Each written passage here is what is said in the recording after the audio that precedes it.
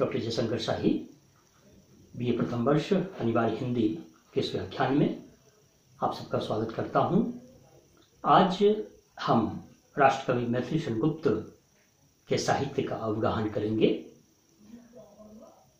मैथिली शरण गुप्त से आप पूर्व में परिचित हैं। मैथिली शरण गुप्त राष्ट्रकवि के सम्मान से सम्मानित हैं। उनका साहित्य राष्ट्रभक्ति का साहित्य है। आज हम जिस कविता का अनुशीलन करने जा रहे हैं उस कविता का शीर्षक है मातृभूमि। शीर्षक से यह स्पष्ट है कि यह कविता राष्ट्रीयता से ओतप्रोत कविता है। जब आर्ष ग्रंथों में कहा गया जननी जन्मभूमिश्च स्वर्गादपि गरीयसी, अर्थात जननी और जन्मभूमि स्वर्ग से भी ज्यादा गरिमाशालिनी है, महिमामयी है, तो जन्मभूमि की महत्ता का प्रकटीकरण ऐसे वाक्यों में हुआ। उसी तथ्य को मातृभूमि कविता में राष्ट्रकवि मैथिली शरण गुप्त प्रस्तुत कर रहे हैं। पहले हम कविता का वाचन करेंगे और फिर इस पर अनुशीलन भावार्थ साथ साथ चलता रहेगा। कविता का शीर्षक है मातृभूमि अर्थात जन्मभूमि। कविता का प्रारंभ हो रहा है। जिसकी रज में लोट लोट कर बड़े हुए हैं, घुटनों केवल सरक सरक कर खड़े हुए हैं, परमहंस सम बाल्यकाल में सब सुख पाए, जिसके कारण धूल भरे हीरे कहलाए, हम खेले कूदे हर्षयुत जिसकी प्यारी गोद में, हे मातृभूमि तुमको निरख मग्न क्यों न हो मोद में। छप्पै छंद का उदाहरण, 6 पैरों की यह कविता, 6 चरणों की यह कविता। तो इसमें जो छंद है वह छप्पै छंद है और छप्पै अर्थात 6 पैर, 6 फीट, 6 चरण का यह अवतरण। छप्पै छंद जो बनता है उसमें रोला और उल्लाला छंद का मिश्रण होता है। तो रोला प्लस उल्लाला बनकर छप्पै छंद बनता है। तो छप्पै छंद में रचित यह कवितांश है। राष्ट्रकवि मैथिली शरण गुप्त क्या कहते हैं? मातृभूमि की वंदना कर रहे हैं, जन्मभूमि की महिमा का बखान कर रहे हैं इस कविता में और कहते हैं जिसकी रज में लोट लोट कर बड़े हुए हैं। जिस मातृभूमि, जिस जन्मभूमि की धूल में लोट लोट कर शैशवावस्था से हम बड़े हुए हैं। लोट लोट शब्द की पुनरावृत्ति है, प्रोक्ति प्रकाश अलंकार है, चित्रात्मकता है। लोटते हुए शिशु का चित्र, घुटनों केवल सरकते हुए शिशु या बालक का चित्र हमारे समक्ष उपस्थित होता है। तो जिसकी रज में लोट लोट कर बड़े हुए हैं वह मातृभूमि, वह जन्मभूमि जिसकी धूल में लोट लोट कर घुटनों केवल सरक सरक कर हम बड़े हुए हैं और घुटनों केवल सरक सरक कर खड़े हुए हैं। चित्रात्मकता, दृश्य बिंब, विजुअल इमेजरी और साथ साथ गतिशील बिंब। और आगे की पंक्ति, परमहंस सम बाल्यकाल में सब सुख पाए। राष्ट्रकवि मैथिली शरण गुप्त कहते हैं कि परमहंस के सदृश, सम कहते हैं समान या सदृश, परमहंस के समान बचपन में, बाल्यकाल में इस जन्मभूमि से हमने सब सुखों को प्राप्त किया। परमहंस के 2 अर्थ होते हैं, 2 अर्थ हो सकते हैं परमहंस, एक तो परमात्मा या परमेश्वर के अर्थ में। परमहंस का दूसरा अर्थ सन्यासी के अर्थ में, वह सन्यासी जिसने परम ज्ञान को प्राप्त कर लिया है। तो परमहंस के दोनों अर्थों का हम यहाँ उपयोग कर सकते हैं कि परमहंस के समान बचपन में, बाल्यकाल में, शैशव अवस्था में हमने जन्मभूमि से सब सुखों को प्राप्त किया, जिसके कारण धूल भरे हीरे कहलाए। और इस जन्मभूमि के कारण ही, जन्मभूमि की महिमा अपरंपार है कि इनके कारण ही हम धूल भरे हीरे कहलाए। हमारा जीवन सार्थक हुआ। धूल धूसरित हमारा तन, लेकिन हम हीरे के समान हम महत्वपूर्ण हुए। तो जिसके कारण धूल भरे हीरे कहलाए। धूल भरा हीरा मुहावरा का प्रयोग यहाँ मैथिली शरण गुप्त कर रहे हैं।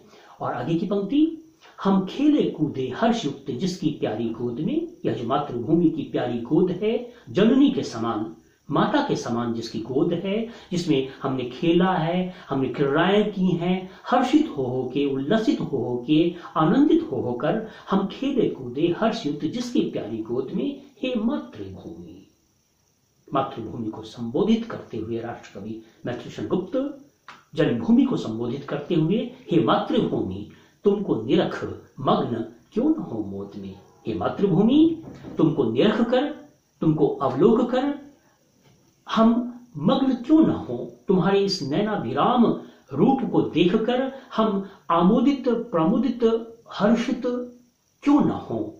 यह राष्ट्रकवि मैथिलीशरण गुप्त मातृभूमि को संबोधित करते हुए मातृभूमि की महिमा का बखान कर रहे हैं, जन्मभूमि की वंदना का वंदना को उच्चारित कर रहे हैं। तो यह छप्पय छंद।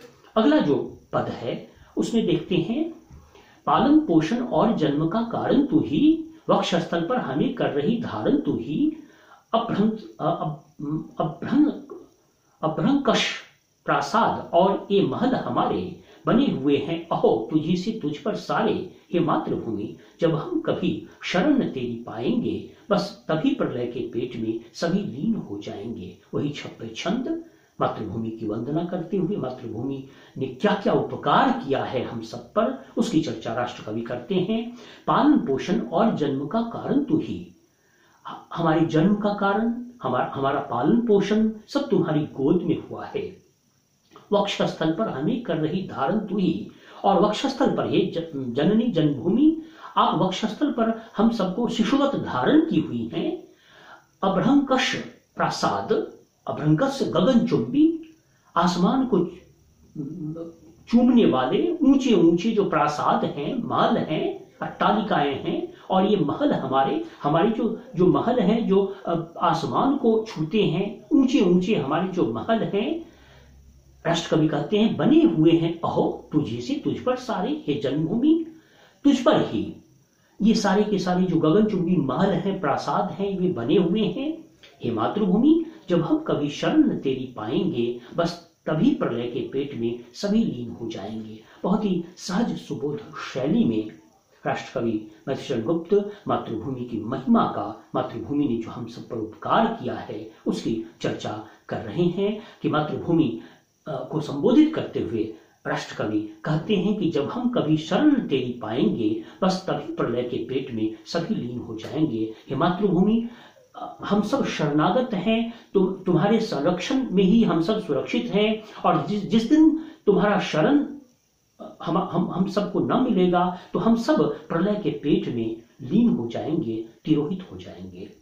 अगला जो अवतरण है वो देखें, हमें जीवनाधार अन्न तू ही देती है। बहुत ही सहज सुबोध शैली है, सारे के सारे शब्द सुगम हैं, सुबोध हैं, समझने लायक हैं। तो हमें जीवनाधार अन्न तू ही देती है, बदले में कुछ नहीं किसी से तू लेती है। हे जन्मभूमि, हे मातृभूमि, हमें जीवन का जो आधार अन्न, खाद्यान्न तू ही देती है, और इसके बदले में तुम कुछ भी नहीं लेती है।